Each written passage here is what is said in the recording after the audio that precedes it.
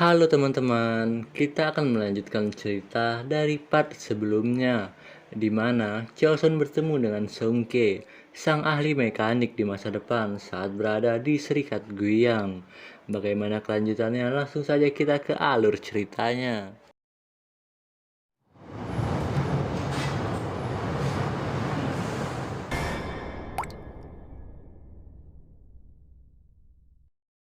Setelah kelompok Chosun berkenalan dengan kelompok Zhuge, masing-masing anak saling mengobrol. Zhuge Sang bersama Soun, Suran bersama Jang Hong, namun tidak ada Seungke dan Chosun di antara mereka. Yang ternyata, Chosun mengikuti Seungke ke kamarnya. "Hei Seungke, apa kau mau berteman dengan tuan muda ini?"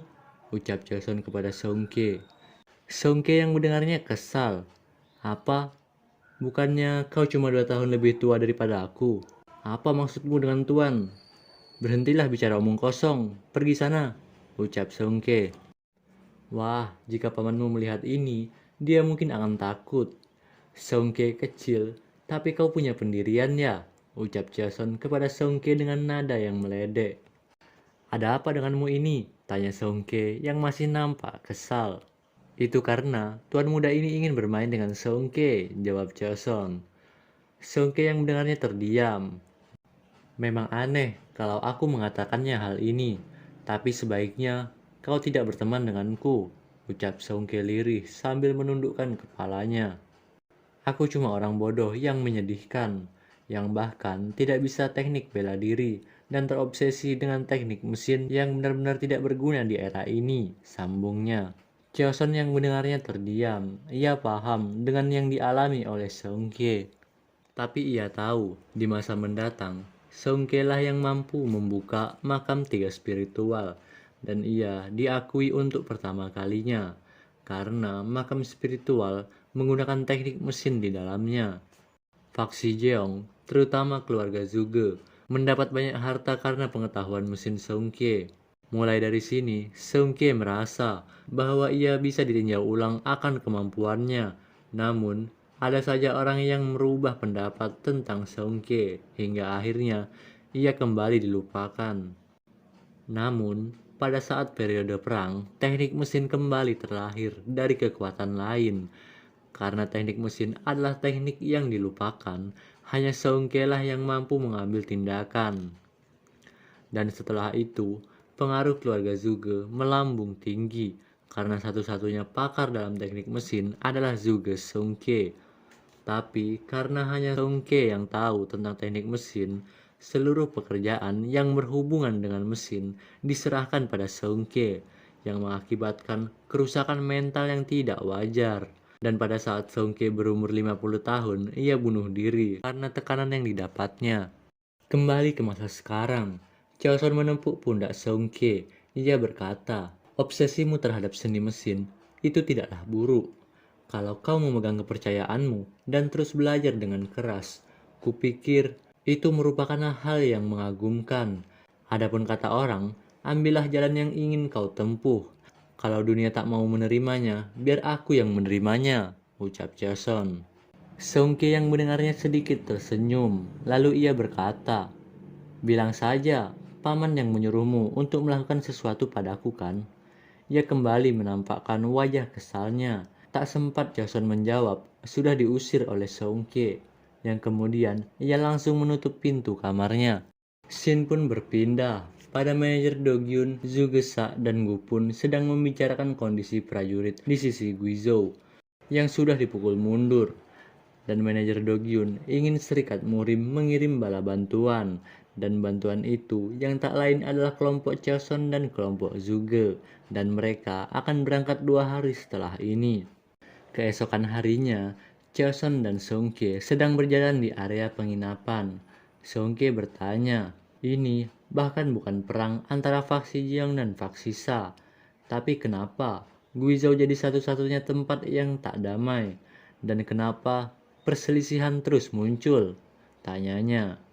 "Guizhou adalah perbatasan antara faksi Zhong dan faksi Sa. Bahkan kalau perdamaian terbentuk, mereka tetap akan saling membunuh di garis depan, jawab Choson. Dalam hatinya, ia berpikir bahwa Songke hanya tertarik pada seni mesin yang bahkan tak tahu tentang kondisi Murim. Dan ia akan menanamkan jiwa pejuang di diri Songke bagaimanapun caranya, karena akan merepotkan jika Songke tidak peduli akan hal itu. Lalu, Choson melanjutkan perkataannya. Guizhou adalah tempat khusus di mana ada rantai kebaikan dan rantai iri, dan itu terhubung sampai di titik kau tidak bisa melakukan apapun. Songke hanya termenung mendengarnya. Melihat hal itu, Choson berpikir kalau Songke ini memiliki kelainan sejak lahir karena sikapnya yang sangat kaku. Namun begitu juga sebaiknya, Songke juga berpikir kalau Choson juga gila. Dan ia malah bertanya, apakah kau gila? Mendengar hal itu, Choson cukup jengkel dibuatnya. Kalau tidak pada orang aneh ini, mau percaya sama siapa lagi? Ucap Choson dalam hati. Waktu pun berlalu, kini tibalah mereka di lokasi peperangan. Para prajurit menyapa kelompoknya dan segera melaporkan kondisi saat ini. Namun tiba-tiba salah satu prajurit datang dan menghampiri dan melaporkan bahwa ada keadaan darurat sedang terjadi di garis depan, yaitu sedang terjadi bentrokan antara prajurit faksi Jeong dan kelompok Sungai Iblis. Dengan kondisi mendesak dan tiba-tiba, Gu pun menyuruh yang berada di sana untuk tetap tenang dan mengajak Jang Hong dan So-un untuk segera membantu para prajurit. Dan Choson disuruh tinggal di markas. Mendengar hal ini, Choson sedikit kecewa. Aku sudah berharap tinggi, tapi sayang, ucap Choson dalam hati, sambil mendoakan keselamatan mereka. Kini tibalah Gu pun di medan perang. Ia langsung menghempaskan musuh. Dengan kedatangannya, para prajurit kembali bersemangat. Hahaha, mereka bahkan bukan apa-apa, teriak Zugesa yang tak kalah heboh. Namun di sisi lain, Suran merasa curiga karena musuh di medan perang sangat sedikit jumlahnya dari perkiraan. Zugesang juga menyadari hal tersebut. Lalu, ia melaporkan kecurigaannya pada Zugesa. Paman, kupikir kita sudah masuk perangkap, kata Zugesang. Namun Zugesa tidak yakin. Ia percaya bahwa ini adalah kemenangan mereka. Di sisi lain, di markas, prajurit pengintai menyadari sesuatu. Sekelompok orang datang yang akan menyerbu markas mereka, dan itu adalah kelompok Sungai Iblis.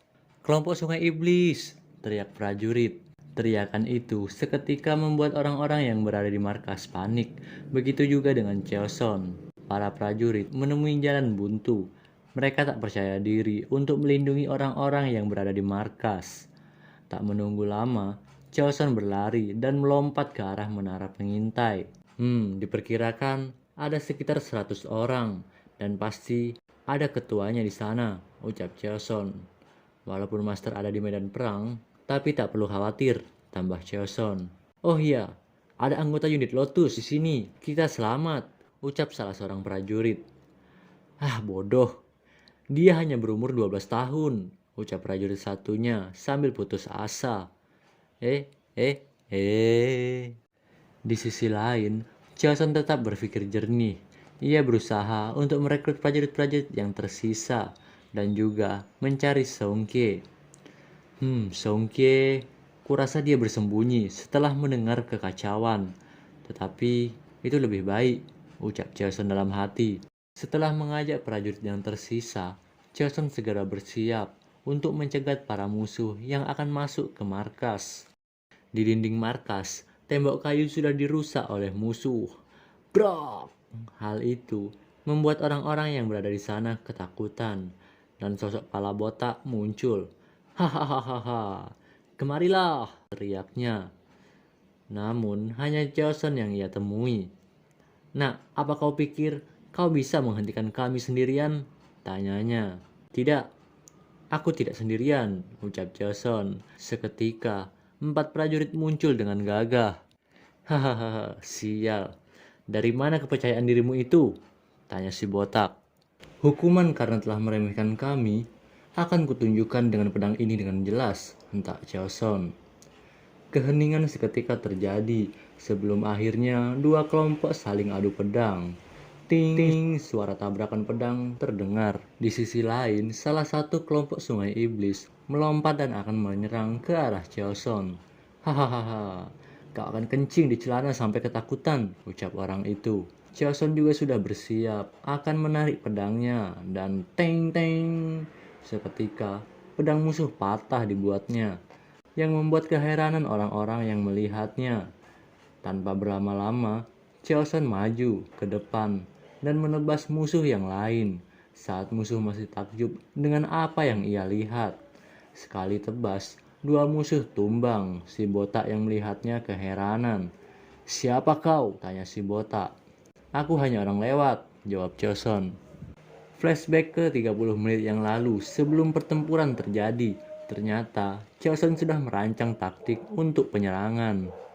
Dan saat ini, para prajurit yang awalnya ragu, kini sudah percaya akan kemampuan Chaoson. Dan mereka bersedia mendengar apa yang diperintahkan oleh bocah berusia 12 tahun itu. Kita memiliki tulang punggung Huasan, ucap prajurit dalam hati. Di posisi Chaoson, serangan datang bertubi-tubi, namun ia masih bisa membalikkan keadaan. Dengan ki dan tenaga internal yang melimpah, hanyalah hal mudah untuk Chaoson menghajar kroco-kroco tersebut. Setelah beberapa waktu telah berlalu, salah satu prajurit musuh kena mental dibuatnya. Sudah 30 orang dihajar, ucapnya. Berpikirlah positif, karena sudah cukup lama bertarung, mereka pasti sudah lelah, ucap si botak menyemangati anak buahnya yang kena mental. Orang lain mungkin bisa kabur, tapi sebagai penanggung jawab, aku akan dihajar jika mundur, ucap si botak dalam hati. Di tengah-tengah kepanikannya, ia mengeluarkan sayembara. Siapapun yang dapat memenggal kepala anak itu, akan kuperintahkan pewira untuk memberikan kalian emas, ucap si botak. Mendengar hal itu, seketika membuat prajurit Sungai Iblis kembali bersemangat. Di sisi lain, prajurit Pak Sijong berkidik ngeri. Selain kalah jumlah, mereka juga sudah kehabisan tenaga. Namun tiba-tiba, teriakan lantang terdengar. "Hei kalian!" Dan pada saat yang sama, cup cup cup cup cup cup cup, suara anak panah terdengar. Dan itu membuat kedua kelompok kaget, terutama kelompok Sungai Iblis, karena anak panah itu menuju ke arah mereka. "Sial, dari mana datangnya ini?" ucap mereka. Yang ternyata, itu adalah ulah Seungke. "Hahaha, berhasil," ucap Seungke. Chaoson berhenti sejenak. Ia melihat sebuah senjata yang dibawa oleh Seungke. Itu busur silang bambu.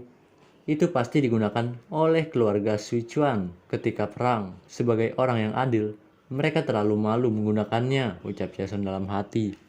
Tak diragukan lagi. Ia memang aneh, ucap Chaoson dalam hati sambil melihat ke arah Seungke. "Kerja bagus, Seungke. Dengan begini, sudah dikonfirmasi bahwa kau itu seorang jenius. Jadi, bantu aku sebagai kakakmu ini. Mari lakukan bersama," teriak Chaoson kepada Seungke. "Kau bicara omong kosong lagi," jawab Seungke malu-malu. Melihat prajurit Jeong bersemangat, si botak sedikit kesal.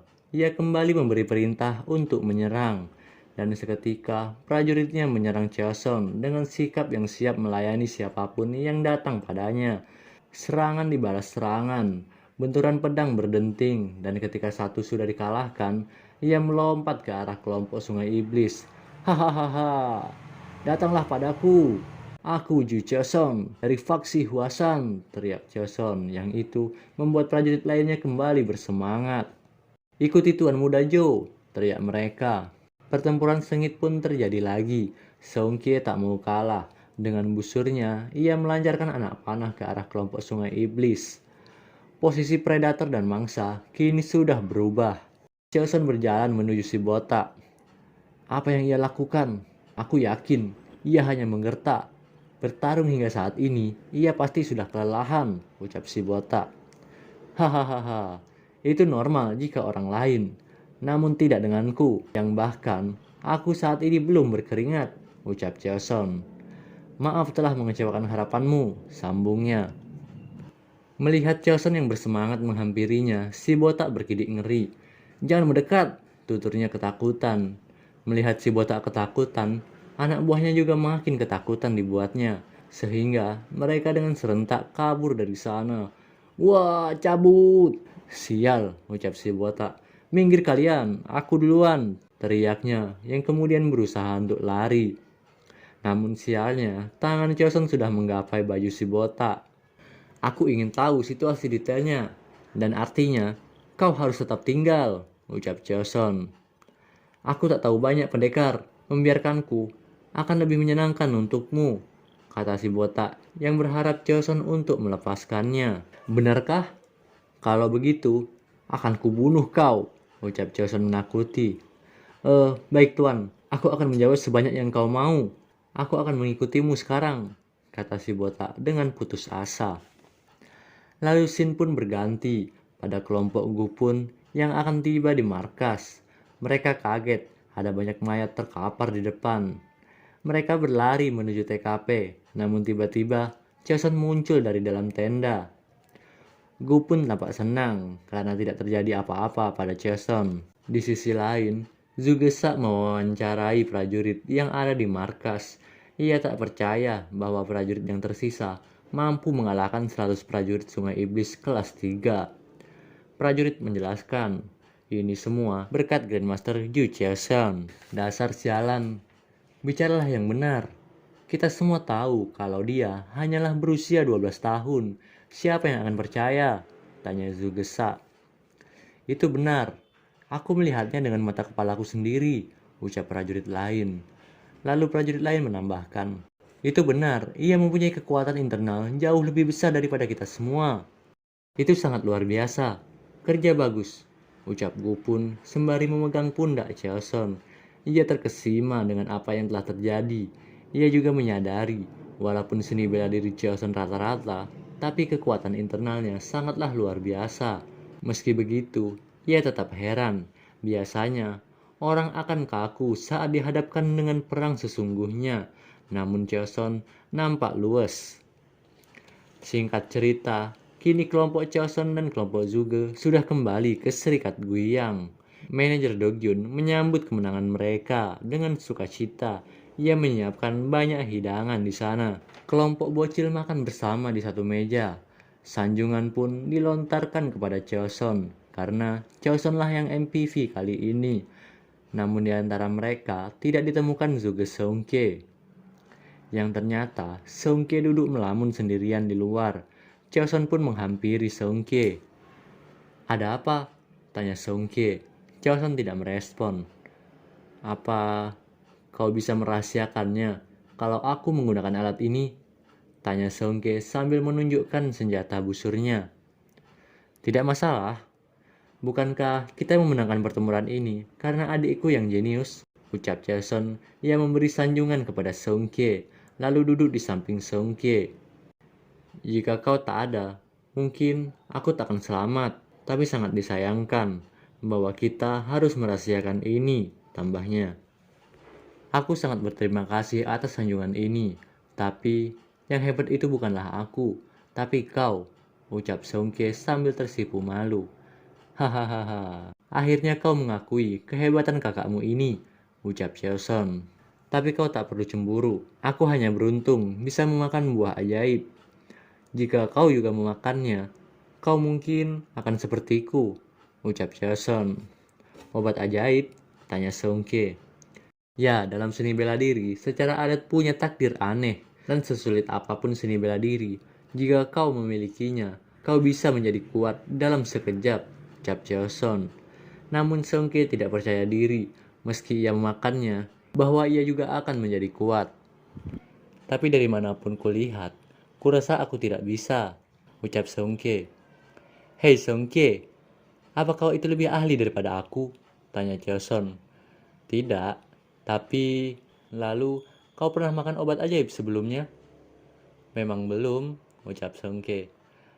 "Kalau memang belum, ya jangan banyak bicara," ucap Cheoson kesal.